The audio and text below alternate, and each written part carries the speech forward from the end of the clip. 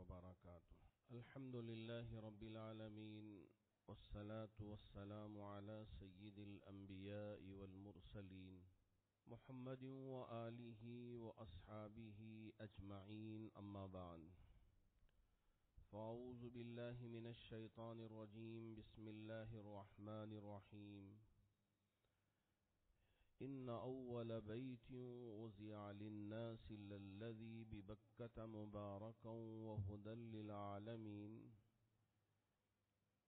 فيه آيات بينات مقام إبراهيم ومن دخله كان آمنا ولله على الناس حج البيت من استطاع إليه سبيلا ومن كفر فإن الله غني عن العالمين. صدق الله مولانا العظيم. بزرگان محترم، یہ مہینے حج والے مہینے کہلاتے ہیں. شوال کا مہینہ، ذی قعدہ کا مہینہ اور ذی الحج کے 10 دن، یہ وہ مہینے ہیں جن کو حج کے مہینے کہا جاتا ہے. اللہ رب ذوالجلال نے کعبۃ اللہ کو بنایا. یہ وہ پہلا گھر ہے جو عبادت کا گھر ہے. اسی لیے رب نے فرمایا ان اول بیت وضع للناس للذی ببکۃ مبارکا وہدی للعالمین. کعبۃ اللہ عبادت والا پہلا گھر ہے. ان اول بیت وضع للناس، جو لوگوں کے لیے بنایا گیا. للذی ببکہ، بکہ سے مراد مکہ ہے، مکہ کو بکہ بھی کہا جاتا ہے. للذی ببکۃ، اب یہ شہر کیسا ہے؟ مبارکن. پہلی بات یہ ہے کہ یہ برکتوں والا شہر ہے.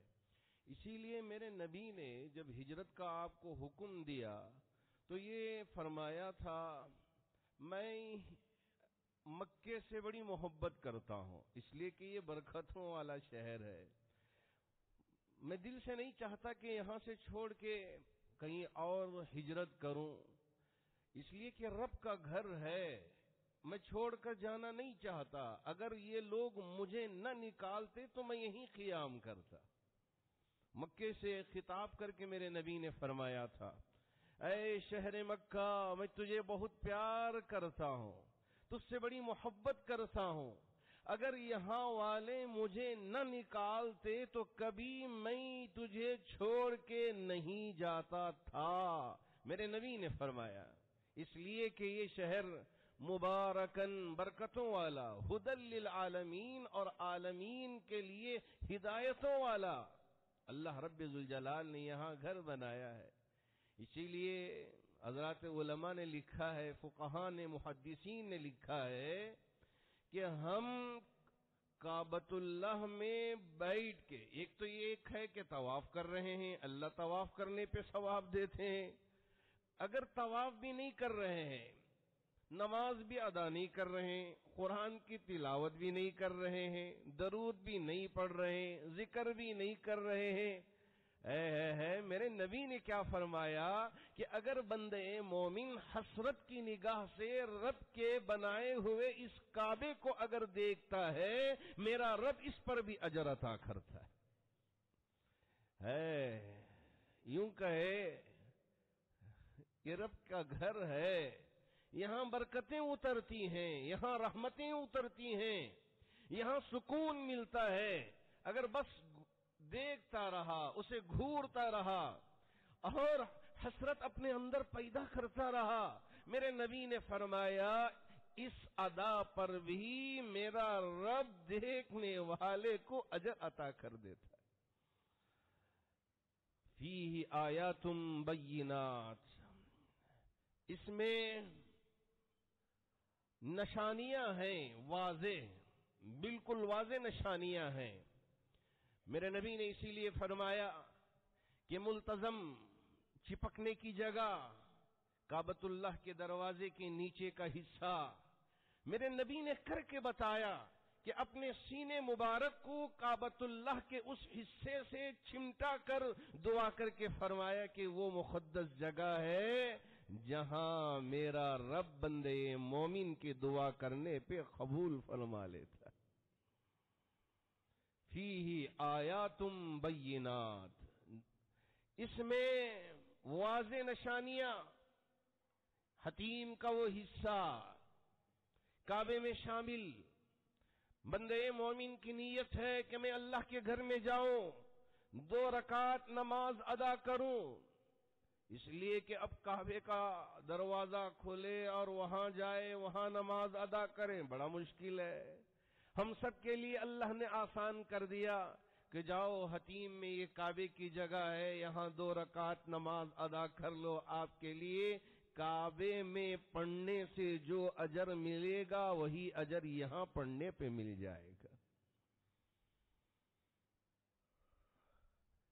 اور میزاب رحمت ہے وہ کعبے کی چھت جہاں بارش برستی ہے. اب جس پرنالے سے وہ پانی باہر نکلتا ہے اس پرنالے کو میزاب رحمت سے تشبیہ دی گئی کہ اللہ کی رحمت وہاں سے برستی ہے، وہاں سے پڑتی ہے. میرے نبی نے فرمایا اگر یہاں بھی کعبے کو تھام کے بندے مومن دعا کرتا ہے میرا رب اس کی دعا بھی قبول کر لیتا ہے. فیہ آیات بینات مقام ابراہیم. ذرا یہاں حتیم سے اور ذرا آگے دیکھیں تو ایک مقام ابراہیم کا حجرہ بنایا ہے. وہاں اگر ہم ذرا دیکھتے ہیں گلاس کے ذریعے، وہ ایک پتھر ہے، اس پہ پیروں کے نشان ہے. اسی کو میرے رب نے فرمایا مقام ابراہیم. جی ہاں، یہ مقام ابراہیم ہے. وہ پتھر ہے جو لفٹ کا کام کیا تھا حضرت ابراہیم کے کعبے کی تعمیر کے زمانے میں 4000 سال پہلے. اس وقت نہ تو کوئی لفٹ تھا کہ ہم اوپر جائیں سامان لے کے لفٹ میں رکھ لیں اور اوپر چڑھا دیں، یا کوئی دوسرا طریقہ نہیں. اللہ نے اس وقت حکم دے دیا اس پتھر کو کہ ابراہیم ارادہ کریں، نیت کریں صرف کہ اوپر جانے کا تو تم اوپر چلے جانا، اگر ابراہیم ارادہ کریں نیچے آنے کا تو تم نیچے آ جانا. اسی لیے حضرت ابراہیم کے کھڑے ہونے سے اس پتھر پہ پیروں کے نشان پڑ گئے.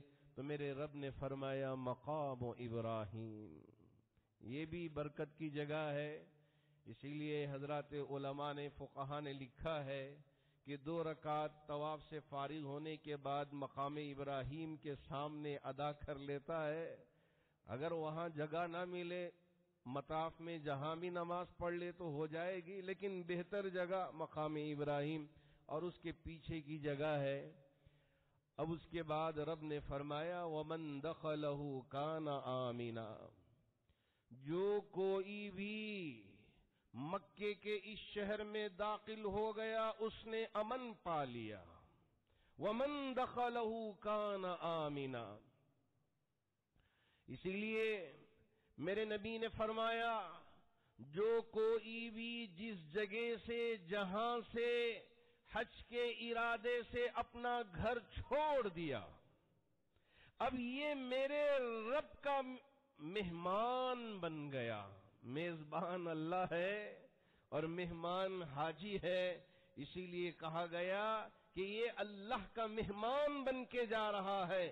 جیسے ہی اپنے گھر کو چھوڑ دیا اب یہ مہمان ہو گیا اللہ کا، اور اللہ کے گھر کی طرف رواں دواں ہے اور اللہ کا مہمان بن کے جا رہا ہے. وَلِلَّهِ عَلَى النَّاسِ حِجُّ الْبَيْتِ مَنِ اسْتَطَاعَ إِلَيْهِ سَبِيلًا. پہلی بات میرے رب نے یہ فرمایا کہ للہ، اللہ کو راضی کرنے کے لیے، اللہ کو خوش کرنے کے لیے، اللہ کی رضا پانے کے لیے ہم اللہ کے مہمان بن کے جانا ہے. یہ نہیں کہ دفتر نکاح میں میرے لیے حاجی لکھا جائے، الحاج لکھا جائے اگر نہ لکھیں تو ہم ناراض ہو جائیں گے، اس لیے کہ میں نے ٹائٹل حاصل کیا ہے، یہ ٹائٹل آپ نے نہیں لکھا، یہ کیسے آپ نے چھوڑ دیا، غلطی کر دیا، اب اس پر خفا ہو جاتے ہیں۔ بہت سارے ہمارے بھائی جب دفتر لکھنے کا موقع آتا ہے تو آ کے نام لکھاتے ہیں، اب وہ حاجی حاجی کہتے ہیں اس لیے کہ دفتر میں حاجی کا کوئی مقام نہیں ہے، صرف وہاں نام درکار ہوتا ہے۔ اب صاحب بھی لکھواتے ہیں، یہ کہاں سے؟ آپ کے اگر کوئی سرٹیفکیٹ ہو، اس سرٹیفکیٹ میں صرف آپ کے اور آپ کے والد کا نام ہوگا، یہ ہے کہ پورے ٹائٹلز وہاں لکھے جائیں گے۔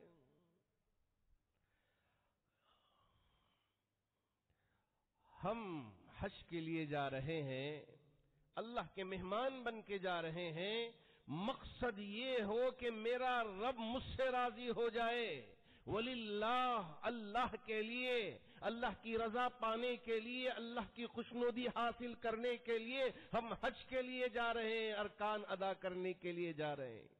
اسی لیے یہ وہ عبادت ہے جو مالی بھی ہے، جو بدنی بھی ہے۔ اب ہم نماز پڑھتے ہیں، صرف بدنی عبادت ہے، اس میں پیسوں کا کوئی خرچ نہیں ہے کہ آپ نماز ادا کریں تو پیسے بھی خرچ کریں، آپ کے پیسے بھی خرچ ہوں گے۔ اسی طرح آپ روزہ رکھیں، یہ تو صرف بدنی عبادت ہے، اس میں پیسوں کا کوئی خرچ نہیں ہے کہ اگر آپ روزہ رکھنا ہو تو اتنا ٹیکس ادا کرنا ہے، اتنے پیسے خرچ کریں گے، جب جا کر ہی آپ کا روزہ قابل قبول ہوگا۔ اب رہی بات زکوٰۃ کی، یہ تو صرف مالی عبادت ہے، یہاں جسمانی نہیں ہے، بدنی نہیں ہے۔ آپ بیٹھیں، کوئی آیا، آپ نے پیسہ دے دیا اور آج زکوٰۃ کی نیت کر لی، زکوٰۃ ادا ہو گئی، یہاں بدن کا کوئی استعمال نہیں ہوگا۔ لیکن حج ایک ایسی عبادت ہے، ایسی فرضیت ہے کہ جس میں بدنی عبادت بھی ہے، ایسا نہیں ہے کہ بہت آرام سے بیٹھ جائیں گے حج ہو جائے گا، نہیں نہیں نہیں، اس میں اسی لیے کہا گیا کہ جوانی کی حالت میں اگر حج کے لیے جاتے ہیں وہ حج بڑا عجیب و غریب اور بہت عجیب و غریب کیفیت اپنے اندر پائے گا۔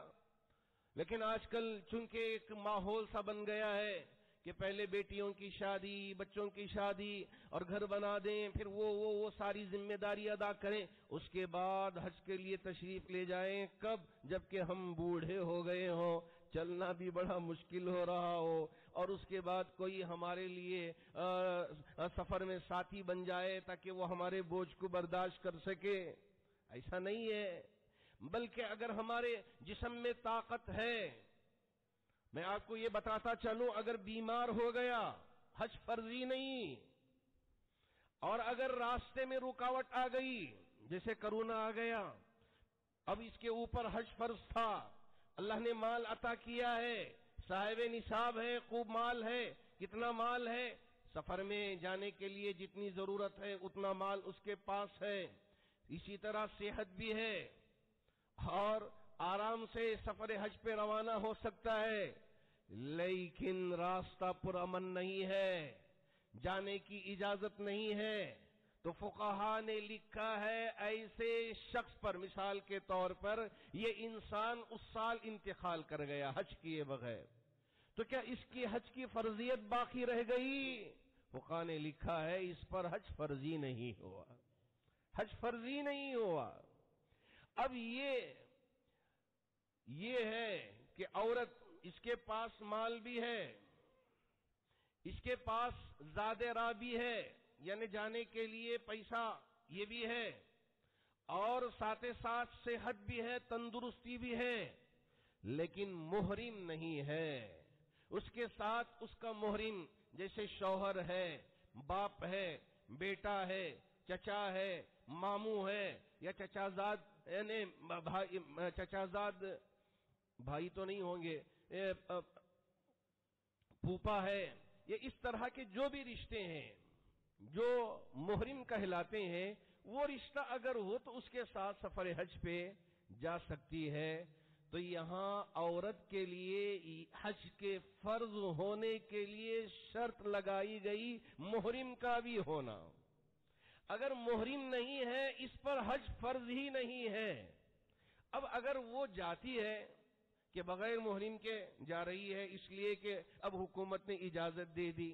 یہ احناف کے پاس بھی ہے اور دوسرے مسلکوں کے مذہبوں کے پاس بھی ہے. اور اگر دوسرے مذہب والے بغیر محرم کے عورت کو جانے کی اجازت دیں تو ہم اس پر نکیر نہ کریں، ہم اس پر کوئی تان تشنی نہ کریں. یہ کیسے سفر پہ جا رہی ہے، یہ کیسے حج پہ جا رہی ہے. نہ، آپ جس مذہب پہ عمل کر رہے ہیں اس کے امام جو بات کہیں آپ اس پر عمل کر لیں. اور اگر دوسرے مذاہب کے لوگ ائمہ اس کی اجازت دے دیتے ہیں تو اس پر ہم کو تان تشنی کرنا، اس پر نکیر کرنا، اس پر باتیں بنانا یہ ہمارے لیے مناسب نہیں ہے.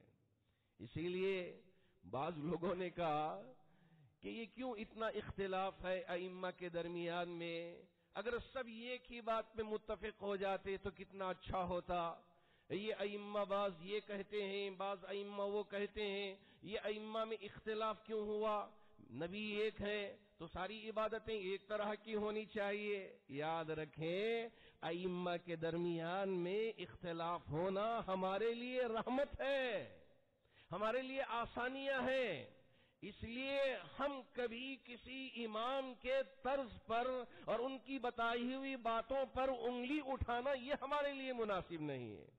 آپ جس مذہب پر چاہے عمل کریں، جس مسلک پر چاہے عمل کریں، لیکن خود یہ سمجھ جانا کہ میں جو کر رہا ہوں وہی صحیح ہے اور جو دوسرا کر رہا ہے وہ بالکل غلط راستے پہ چل رہا ہے. اس طرح کی بات کرنا یہ ہمارے لیے مناسب نہیں معلوم ہوتا، بلکہ ہم اب اس سلسلے میں اپنی زبان کو ذرا احتیاط سے استعمال کریں، سب کو محبت کی نگاہ سے دیکھیں. اس لیے کہ جہاں میں تراویح سناتا تھا تقریباً کئی مسلکوں کے لوگ ایک امام کے پیچھے نماز ادا کرتے. حنبلی بھی ہوتے، شوافی بھی ہوتے، مالکی بھی ہوتے، حنفی بھی ہوتے، اہل حدیث بھی ہوتے، سلفی بھی ہوتے، حتیٰ کہ شیعہ بھی نماز پڑھنے کے لیے آیا کرتے تھے، تراویح پڑھتے تھے پیچھے. اب جب روزہ کھولنے کا وقت ہوتا تو شیعہ کے پاس ذرا دیر سے ان کے روزے کا وقت ہوتا ہے شیعہ کے پاس. اب ہمارے پاس مثال کے طور پہ 6:40 پہ ہو رہا ہے تو ان کے پاس 7 پہ یا 7:10 پہ ہوتا ہے. اب ہم سب روزہ کھولتے تھے، اب وہ ذرا انتظار کر لیتے. تو ہم ان کو یہ نہیں کہتے بھئی اب کیا ہو گیا ٹائم تو کھول دو، کیوں آپ انتظار کر رہے ہو. کبھی کوئی گڑبڑ نہیں، کوئی تان تشنی نہیں. جو جس مذہب پہ عمل کرنا چاہتا ہے عمل کریں، لیکن ہم ان پر تان تشنی کر کے ان کے دائرے کو تنگ کر کے ان کے ساتھ گالی گلوچ کرنا یہ مناسب نہیں ہے، یہ برا عمل ہو جائے گا. اللہ رب ذوالجلال نے ائمہ میں اختلاف کے ذریعے امت میں رحمت پیدا فرمایا ہے، اسے ہم زحمت نہ سمجھیں. بہت سارے ہماری مسجد میں بھی نماز پڑھنے کے لیے آتے ہیں، کوئی شافی مسلک کا ہوتا ہے، کوئی حنبلی مسلک کا ہوتا ہے، کوئی حنفی مسلک کا، کوئی اہل حدیث کا ہوتا ہے. سب یہاں ایک امام کے پیچھے نماز پڑھتے ہیں. کبھی ہم شوافی مسجد میں چلے جائیں تو شافی امام نماز پڑھاتے ہیں اور ہم ان کے پیچھے نماز ادا کر لیتے ہیں. کبھی مالکی کے پیچھے چلے گئے، ہاتھ چھوڑ کے نماز پڑھتے ہیں. اب ہم ان کے پیچھے نماز ادا کرتے ہیں تو نماز ہوگی نہیں ہوگی؟ بالکل نماز ادا ہوگی، اس میں کسی طرح کی کوئی خبات نہیں ہے. اب ہم حرم میں چلے جائیں، وہاں کے ائمہ حنبلی ہوتے ہیں تو اب حنبلی کے پیچھے ہم نماز پڑھتے ہیں. لوگ مجھ سے پوچھتے ہیں حضرت جب رمضان میں جائیں تو ان کی وتر ذرا الگ ہوتی ہے تو کیا ہم وتر چھوڑ کے الگ وتر پڑھ لیں؟ نہیں، امام کے پیچھے جب ہم ادا کرتے ہیں، امام جس طرح سے نماز ادا کرتا ہے اسی طرح سے ہم ادا کر لیں، ہماری نماز ادا ہوگی.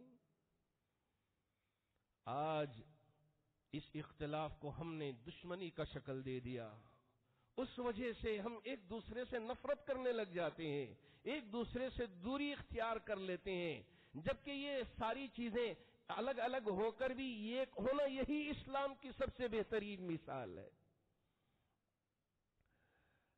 اللہ رب ذوالجلال نے فرمایا وَلِلَّهِ عَلَى النَّاسِ حِجُّ الْبَيْتِ مَنِ اسْتَطَاعَ إِلَيْهِ سَبِيلًا. جو راستے کی طاقت کی استطاعت رکھتا ہو، زاد راہ پہ صحت کے ساتھ ہوتا ہے، اس پر اللہ نے حج کو فرض قرار دیا ہے۔ ہاں، جس کے پاس یہ ساری چیزیں نہیں ہیں اس پر حج فرضی نہیں ہے۔ اگر ہماری عورتیں بغیر محرم کے جانا چاہیں، احناف کے پاس اس کی اجازت نہیں ہے کہ خود عورت ہی نکل کے بغیر محرم کے سفر حج پہ چلے جائے اور یہ سوچے میں تو آزاد ہوں، اب میں جاؤں گی تو کون روکنے والا ہے؟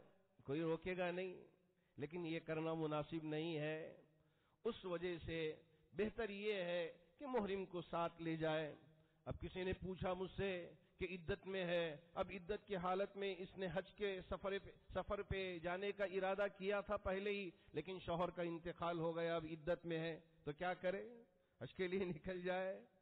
عدت پوری کرنا چاہیے۔ عورت کے لیے کچھ مسئلے ہیں، ان مسئلوں پہ عمل کرنا، یہ دین آسان ہے، الدین یسر، اور اللہ رب ذوالجلال نے مکلف جتنی ہم کو طاقت ہے اتنا ہی مکلف بنایا ہے۔ لا یکلف اللہ نفسا الا وسعها، ہم جتنی وسعت رکھتے ہیں، جتنی طاقت رکھتے ہیں، اتنا ہی اللہ نے ہم کو دین کا مکلف بنایا ہے۔ اگر ہم کھڑے ہو کے نماز نہیں پڑھ سکتے، بیٹھ کے نماز پڑھ لیں، اگر بیٹھ کے نہیں پڑھ سکتے لیٹ کے نماز پڑھ لیں، لیٹ کر بھی نماز پڑھنے کی طاقت نہ ہو تو ایسی صورت میں ہم دل کی نماز پڑھ لیں، اس کی اجازت نہیں ہے، مؤخر کریں، حتیٰ کہ ہم کو اللہ اس بات کی طاقت دے دے کہ ہم لیٹ کر سجدے کو اور اسی طرح رکوع کو اشارے سے پڑھ لیں، نماز ادا ہو جائے گی۔ بیماری ہے، پانی استعمال کرنا ہمارے لیے بیماری کے بڑھانے کے لیے سبب بن جائے گا۔ میرے نبی نے ہمارے لیے اجازت دے دی کہ اگر آپ پانی سے وضو نہیں کر سکتے، آپ مٹی سے تیمم کر لو، پاکی ہو جائے گی۔ غسل واجب ہے، باوجود غسل واجب ہونے کے ہم پانی استعمال نہیں کر سکتے، سخت بخار ہے، کیا کریں؟ تیمم کر لیں غسل کے لیے۔ پانی نہیں ہے، کیا کریں؟ نماز آپ تیمم کر کے ادا کر لیں۔ اسی لیے رب نے فرمایا لا یکلف اللہ نفسا الا وسعها، اتنی سہولت دینے کے باوجود اگر مسلمان نماز کو چھوڑ دیتا ہے، اگر مسلمان اللہ کے بتائے ہوئے احکامات کو پش ڈال دیتا ہے، تو ہم سے زیادہ میں یوں کہوں کہ منحوس کون ہو سکتا ہے؟ استغفر اللہ۔ اللہ کرے کہ اللہ ہمیں سمجھ عطا فرمائے۔ تو ہم یہ حج کے لیے جو جاتے ہیں اللہ کی رضا پانے کے لیے، ہاں اگر کوئی یوں کہے میں حج نہیں کروں گا، حج کو مانتا ہی نہیں، میں یہ حج کے فریضے کو سمجھتا نہیں، اگر کوئی یوں کہے، میرے رب نے فرمایا کہ وَمَن كَفَرَ فَإِنَّ اللَّهَ غَنِيٌّ عَنِ الْعَالَمِينَ، جو کوئی حج کا منکر ہو، اللہ اس سے بے نیاز ہے، فَإِنَّ اللَّهَ غَنِيٌّ عَنِ الْعَالَمِينَ، اگر کوئی حج کا منکر ہوتا ہے، اس سے اللہ کی شان میں کوئی فرق نہیں آئے گا۔ یہ ہمارے لیے بہتر ہے، اگر اللہ نے مال دیا ہے، جسم میں طاقت بھی ہے، صحت بھی ہے، راستہ پرامن بھی ہے، زاد راہ بھی ہے، تو ایسی صورت میں اور عورت کے لیے محرم بھی ہے تو جائیں حج کریں۔ اور عاقل بھی ہونا ضروری ہے، بالغ بھی ہونا ضروری ہے۔ اگر کوئی دیوانہ ہے، پاگل ہے، مجنون ہے، باوجود مال ہونے کے اس شخص پر حج ہی فرض نہیں ہے۔ اب بچہ ہے، بالغ نہیں ہے، اب اس کے پاس مال ہے، اب ساری چیزیں ہیں، کیا اس پر حج فرض ہو گیا؟ حج فرض ہی نہیں ہوا۔ حج فرض ہونے کے لیے بالغ ہونا شرط ہے، بالغ ہونے کے بعد دیکھا جائے گا کہ اس کے پاس مال ہے اور ساری شرائط پائی جائیں، اب یہ شخص حج اس پر فرض ہوا، حج کے لیے جانا ہوگا۔ اور زندگی میں ایک مرتبہ حج فرض ہے، یاد رکھیں، زندگی میں ایک مرتبہ حج فرض ہے۔ اور اگر کوئی شخص ایک مرتبہ کے علاوہ دوسری مرتبہ، تیسری مرتبہ جائے، اب ایک شخص وہ ہے جو صرف ایک مرتبہ گیا اور چپ ہو گیا، ہم سوچیں کہ بھائی خوب مال دیا ہے اللہ نے، اب یہ اور بار حج کے لیے جاتا تو کتنا اچھا ہوتا، دیکھو یہ کیوں نہیں جا رہا ہے، یہ بڑا بدبخت انسان ہے، یہ بڑا برا انسان ہے. کبھی ایسا نہ کہیں، اس لیے کہ اس نے فرض ادا کر لیا، ہو گیا، ایک اپنے یعنی فرضیت سے فارغ ہو گیا. اب اس پر تان تشنی کرنا، اب اس کے سلسلے میں برا بھلا کہنا، یہ ہمارے لیے مناسب نہیں. اگر کوئی شخص شوق سے دوسری مرتبہ گیا، تیسری مرتبہ گیا، اب یوں کہنا کہ کتنا مال ضائع کر رہا ہے، اوہو بڑا ریاکار انسان ہے، دوسری مرتبہ، تیسری مرتبہ، چوتھی مرتبہ جا رہا ہے، یوں بھی نہ کہا جائے. اگر بندے کا شوق ہو، جذبہ ہو، اللہ کے گھر بار بار پہنچ کے جانا مثابۃ للناس بنایا ہے کہ بار بار لوٹنے کی جگہ ہے کہ ہم وہ گھر جائیں گے. حضرت ابوبکر صدیق رضی اللہ تعالیٰ عنہ، اس کے بعد حضرت عمر فاروق، لوگ کہتے ہیں کہ اللہ کے رسول علیہ الصلوۃ والسلام نے اپنی زندگی میں ایک ہی مرتبہ حج ادا کیا ہے تو اس لیے ایک ہی مرتبہ کرنا ہے. اب جب نبی نے نہیں کیا تو پھر کیوں ہم دوسری مرتبہ، تیسری مرتبہ حج کے لیے جائیں؟ یہ تو دکھاوا ہو گیا، بار بار جا رہے ہیں حج کے لیے. ذرا سمجھنے کی ضرورت ہے. حج جو فرض ہوا وہ 9 ہجری میں فرض ہوا.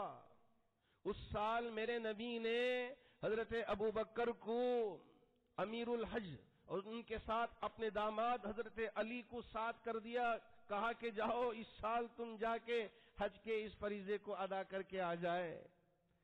10 ہجری میں میرے نبی نے حجۃ الوداع فرمایا. اب اس کے بعد آپ دنیا سے رخصت ہو گئے ربیع الاول کے مہینے میں. جب آپ کو اللہ نے حیات عطا نہیں کیا تو پھر حج کرنے کا سوال ہی نہیں ہوگا. پوری زندگی میں آپ نے 4 عمرے کیے تھے، ایک عمرہ یہ حجۃ الوداع کے ساتھ اور اس کے علاوہ 3 عمرے میرے نبی نے فرمائے تھے، تو 4 عمرے آپ نے اپنی زندگی میں فرمائے. لیکن بعد کے جو خلفاء ہیں، حضرت ابوبکر ہوں، حضرت عمر ہوں، حضرت عثمان ہوں، حضرت علی ہوں، انہوں نے کئی حج کیے ہیں. اس وجہ سے ہم یوں کہنا کہ میرے نبی نے صرف ایک مرتبہ زندگی میں حج کیا تھا، اس لیے ہم ایک مرتبہ ہی حج کریں گے، اور جو زیادہ کر رہے ہیں 2 بار 3 بار یہ بالکل غلط کر رہے ہیں. اس طرح کی اگر ہماری گفتگو ہوگی تو یہ غلط گفتگو ہوگی. اللہ نے اگر کسی کو توفیق دے دیا جا رہے ہوں، ہم ان کے لیے دعا کریں، اللہ آپ کے حج کو قبول فرمائے، اللہ آپ کی عبادت کو قبول فرمائے. اگر کسی نے عمرے پہ ہر سال جانے کا ماشاءاللہ ایک طریقہ اختیار کر لیا جا رہا ہے، ہم اسے بھی برا نہ سمجھیں، بلکہ اس کے حق میں بھی دعا کریں اور اسے دعا کی گزارش کریں کہ آپ جا رہے ہیں اللہ کا گھر، اسے ہم پھرنے کی جگہ نہ بنا لیں. یہ آپ ذرا ذہن میں رکھ لیں.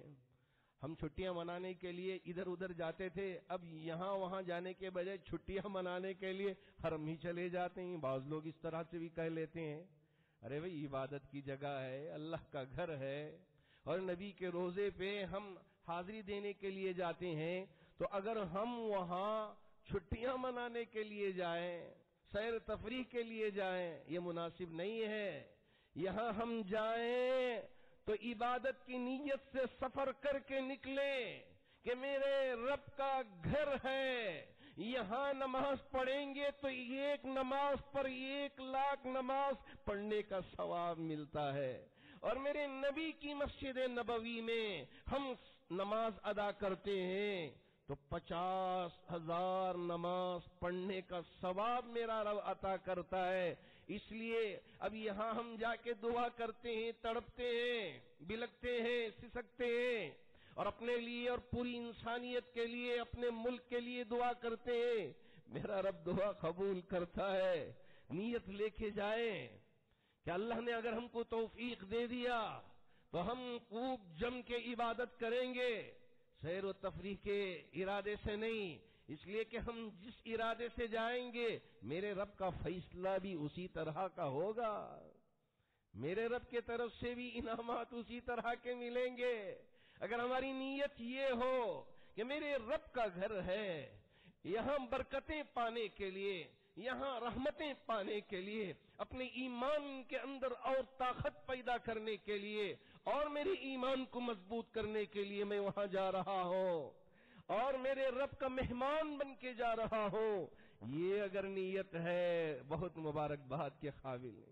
اگر ایسی نیت نہیں ہے تو ایسی صورت میں یاد رکھیں مناسب معلوم نہیں ہوتا کہ ہم دوسری سیر و تفریح کی نیت سے کہ ہم وہاں جائیں گھوم کے آئیں. آج کل بعض احباب نے آ کے مجھ سے کہا حضرت آج کل ایڈ بھی دکھایا جا رہا ہے کہ سعودی عرب کو سیر و تفریح کے لیے بھی جائیں. تو اب بہت سارے لوگ سیر و تفریح کے لیے نکل رہے ہیں. دوسرے لوگ جائیں تو جائیں لیکن ایک ایمان والا ایک مسلمان اگر مکے کو جاتا ہے تو اللہ کے گھر کے دیدار کے لیے جاتا ہے, طواف کے لیے جاتا ہے, دیوانہ وار طواف کرنے کے لیے کہ میرے نبی نے بھی طواف کیا تھا. میں اسی مقصد کو پورا کرنے کے لیے, اسی ادا کو پورا کرنے کے لیے میں اللہ کے گھر پہنچ رہا ہوں. میرے نبی نے وہاں دعائیں مانگی تھی, میرے رب نے قبول کیا تھا. میں اس مقصد کے لیے جا رہا ہوں. میرے نبی نے اپنے سینے کو کعبے سے لگایا تھا. میں اس ادا کو پورا کرنے کے لیے جا رہا ہوں. ملتزم میں یعنی اسی طرح میزاب رحمت کے نیچے میرے نبی نے دعا کی تھی, مطاف میں دعا کی تھی, مسجد حرام میں دعا کی تھی. میں نے بھی اس مقصد کے لیے وہاں کا سفر کا ارادہ کیا ہے تاکہ وہاں پہنچ کے میں بھی دعا کروں. صفا و مروہ, ایک طرف صفا ایک طرف مروہ. صفا پہ کھڑے ہو کے کعبہ نظر آتا ہے. میرے نبی نے کعبے کو دیکھ کے وہاں بھی دعا کی تھی, میں بھی جاؤں گا, عمرے کے ارکان ادا کروں گا اور کعبے کی طرف اپنے چہرے کو کر کے میرے رب کو منانے کی کوشش کروں گا, میرے رب کی بارگاہ میں پکارنے کی کوشش کروں گا. اس مقصد کے لیے اگر ہم جاتے ہیں تو یہ ہمارا مقصد بہت بہت مبارکباد کے قابل ہے. اللہ کرے اللہ رب ذوالجلال ہم میں سے جو احباب بھی حج کے لیے جانے والے ہیں نیت پاک و صاف کر کے ہمیں جانے کی اللہ توفیق عطا کرے. سیر و تفریح کے لیے نہیں کہ وہاں بہت بڑا مجمع جمع ہوگا, خرید و فروخت کے لیے نہیں کہ ہم جائیں گے بازاروں میں خوب خرید و فروخت کر کے یہاں لا کے ہم ہدایہ دیں گے اس لیے کہ ہم حج پہ گئے تھے, لالا کے ہم وہ ہدیہ یہ ہدیہ پھوپھی کے لیے, خالہ کے لیے, فلاں کے لیے, فلاں کے لیے. نہ وہاں کی سب سے بہترین چیزیں جو ہیں صرف دو ہیں. ایک زمزم کا پانی ہے, آب زمزم ہے, اور یہ کھجور ہے مدینے کا. جی ہاں, یہ دو چیزیں دے دیا ہم نے تھوڑا تھوڑا. آج کل پانی لانا بھی بڑا مشکل کر دیا ہے, تو تھوڑا سا بھی پانی زمزم کا اللہ نے ہم کو توفیق دے دیا. نیت کر کے ہم نے پی لیا, اللہم انا نسألک علما نافعا وعملا متقبلا ورزقا حلالا طیبا وشفاء من کل داء. اس دعا کو ہم نے پڑھ لیا, ساری چیزوں کو میرے نبی نے اس میں جمع فرما دیا. ایک علم نافع اور ایک عملا متقبلا, کہ ایسا عمل اللہ مجھے کرنے کی توفیق دے جو رب کی بارگاہ میں قبول ہو جائے. ورزقا حلالا طیبا, اسی طرح حلال اور پاک رزق میرے لیے دے دے. وشفاء من کل داء, میرے نبی نے فرمایا ہر بیماری سے اس پانی کے ذریعے میرا رب مجھے شفا دے دے. نیت کیا, دعا پڑھا, پی لیا. جیسے نیت کرتا ہے میرے رب اسی طرح ہمارے لیے فیصلے بھی کر دیتے ہیں. اللہ کرے جو بندگان مومن سفر حج پہ جانے والے ہیں ان کے سفر کو اللہ آسان فرمائے, اور جو جانے کا ارادہ کرتے ہیں اللہ ان کے ارادے میں کامیابی عطا فرمائے, اور جو یہاں رہتے ہیں اللہ ان کے لیے بھی رحمتیں برکتیں نازل فرمائے. گویا کہ جانے والے ہم سب کے طرف سے ایک خاصیت بن کے جا رہے ہیں کہ اب ہم سب کے لیے دعا کریں گے, کہاں عرفات میں بھی, مزدلفہ میں بھی, مینا میں بھی, اور مطاف میں بھی, اور نبی کی بارگاہ میں پہنچ کر بھی دعائیں کریں گے انشاءاللہ. اگر اللہ نے زندگی بخشی تو آئندہ جمعہ حج کے سلسلے میں کچھ ضروری باتیں آپ کی خدمت میں عرض کرنے کی کوشش کروں گا. دعا کریں کہ اللہ رب ذوالجلال ہمارے لیے اور جو احباب حج کے لیے جانے والے ہیں ان کے لیے نیت پاک و صاف کرنے اور حلال مال اختیار کرنے کی طاقت و توفیق عطا فرمائے. حاضرین باطنکین، پہلی بات تو یہ ہے کہ یہ مہینے کی پہلی جمعہ ہے۔